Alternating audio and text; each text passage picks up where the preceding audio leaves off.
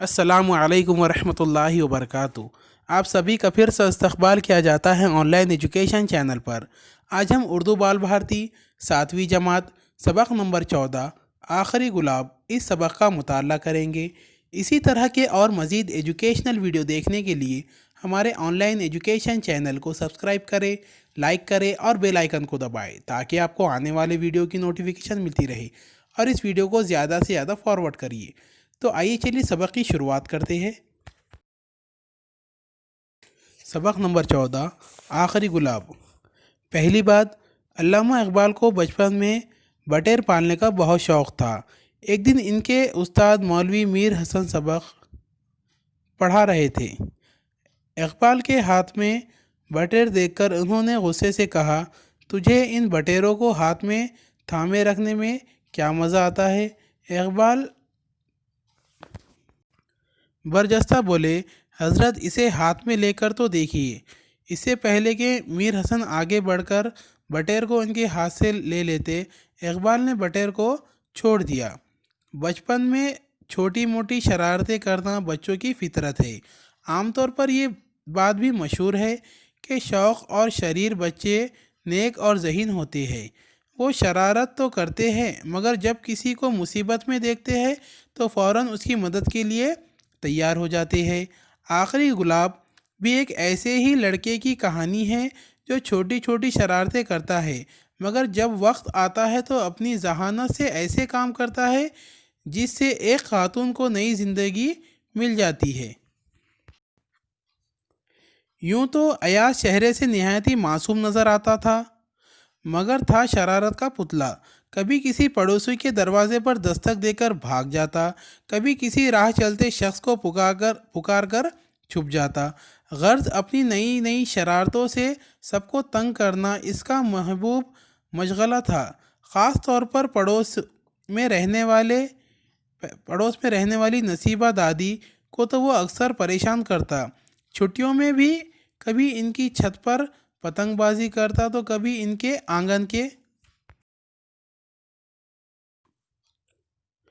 आंगन के दरख्तों पर चढ़कर कैरिया और अमरूद तोड़ता।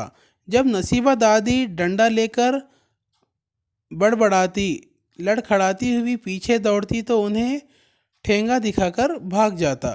बूढ़ी नसीबा दादी अपने घर में अकेली थी। इनके शौहर का इंतकाल हुए मुद्दत हो चुकी थी। इनका एक बेटा था जो अपनी बीवी बच्चों के साथ अमेरिका में बस गया था। एक दिन मामूल के मुताबिक अयाज अपने दोस्त इरफान के साथ नसीबा दादी के मकान की छत पर चढ़कर ऊधम मचा रहा था, लेकिन आज दादी की डांट सुनाई नहीं दी और न डंडे लेकर आई। इसके बाद अयाज ने उनके पेड़ पर चढ़कर कई कच्चे कच्चे अमरूद तोड़ डाले। तब भी दादी ने खबर न ली। उसे बड़ी हैरत हुई। अचानक उसकी नज़र सदर दरवाजे की तरफ उठ गई जहां सुबह का अखबार और दूध की बोतल जूं की तू रखे हुए थे।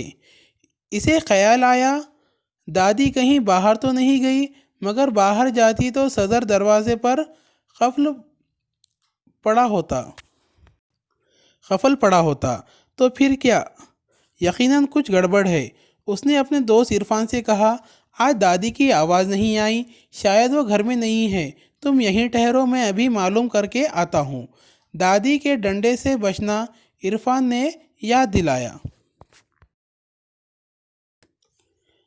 अयाज मकान के पिछवाड़े पहुंचा। पिछला दरवाज़ा अंदर से बंद था। वो दीवार पर चढ़कर सहन में उतर गया। जो ही घर में दाखिल हुआ उसे एक कमरे से किसी के करहाने की आवाज़ आई। वो लपक कर उस कमरे में गया। क्या देखता है कि नसीबा दादी पलंग पर कंबल ओढ़े कराती पड़ी है। करीब पहुंचकर उसने आवाज़ दी, दादी। दादी ने आंख खोलकर अयाज को हैरत से देखा। आप बीमार हैं? अयाज ने नरमी से पूछा। अयाज की हमदर्दी पाकर उन्हें तसल्ली हुई। उन्होंने कराते हुए कहा, हाँ बेटा, कल से शदीद बुखार है। दादी की हालत देखकर अयाज अपनी सारी शरारतें भूल गया और जल्दी से बोला, कोई बात नहीं, आप घबराइए नहीं, मैं अभी डॉक्टर को لے کر آتا ہوں۔ اس نے صدر دروازہ کھولا، یعنی جہاں سے داخل ہوتے ہیں وہ دروازہ اس نے کیا کیا؟ کھولا۔ عرفان کو اندر بلایا اور کہا تم ذرا دادی کو دیکھو، میں ڈاکٹر کو لے کر آتا ہوں۔ وہ دوڑتا ہوا اپنے گھر پہنچا، اپنی مٹی کے گولک کو توڑ کر پیسے نکالے۔ کل 325 روپے تھے۔ اتنی رقم ڈاکٹر کی فیس اور دوا کے لیے کافی ہے۔ اس نے سوچا کہ دوڑتا ہوا قریب کے ڈاکٹر کے پاس گیا، اسے دادی کی بیماری کا احوال سنایا اور اپنے ساتھ گھر چلنے کے لیے کہا۔ ڈاکٹر راضی ہو گیا۔ ڈاکٹر نے دادی کا معائنہ کیا اور انجیکشن دیا اور کچھ دوائیاں لکھ کر دی۔ ڈاکٹر نے بتایا کہ دادی کو نیمونیا ہو گیا ہے، ان کا علاج اور دیکھ بھال ضروری ہے۔ ایاز نے ڈاکٹر کی فیس ادا کی اور بازار سے دوائی لے آیا۔ ایاز اور عرفان اسکول سے چھوٹ کر روزانہ دادی کے پاس جاتے، انہیں دوا پلاتے اور ادھر ادھر کی باتیں کر کے دادی کا جی بہلاتے۔ اس دوران ایاز نے دیکھا کہ دادی کی نظریں بار بار کھڑکی کی طرف اٹھ جاتی ہے۔ کھڑکی سے آنگن میں کھڑے گلاب کے ایک پودے اور ان پر کھلے ہوئے سرخ گلاب کے پھول صاف نظر آتے تھے۔ انہیں دیکھ کر نصیبہ دادی بڑبڑانے لگتی، یہ موسم کے آخری گلاب ہے۔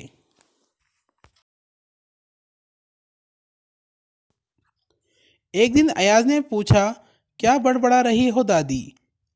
وہ چونک پڑی، پھر بولی بیٹا وہ گلاب دیکھ رہے ہو نا، یہ اس موسم کا آخری گلاب ہے، ایک ایک کر کے سب جھڑ رہے ہیں۔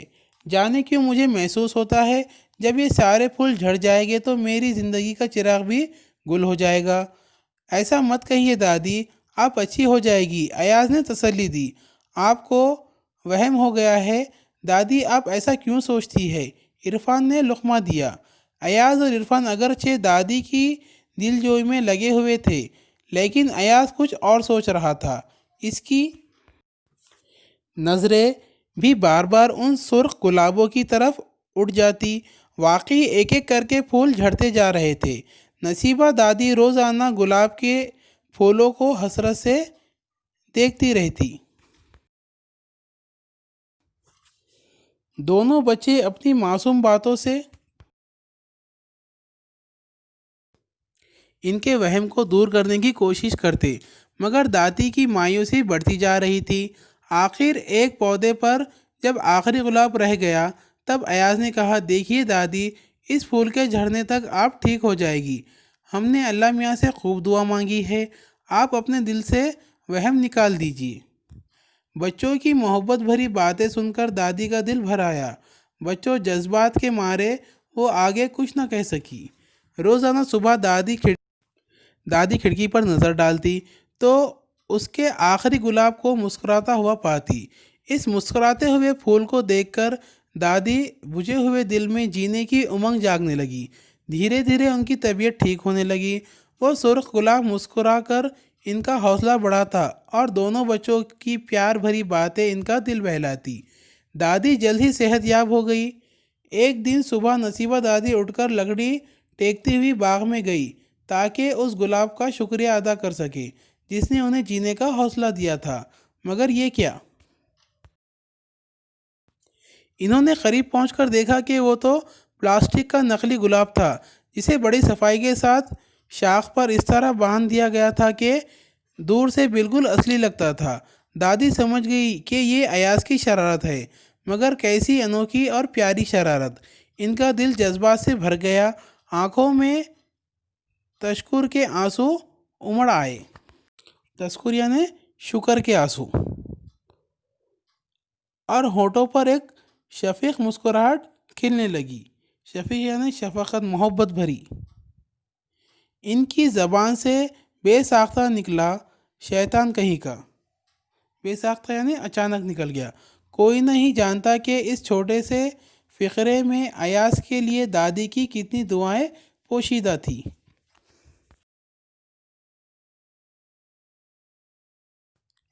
تو ہمارا یہ سبق یہاں پر مکمل ہوتا ہے۔ ویڈیو اچھا لگے تو اسے لائک اور شیئر ضرور کریں، اور ہمارے چینل کو سبسکرائب کرنا نہ بھولیں اور بیل آئیکن کو دبائیں تاکہ آپ کو آنے والے ویڈیو کی نوٹیفیکیشن ملتی رہے، اور اس ویڈیو کو زیادہ سے زیادہ فارورڈ کیجیے۔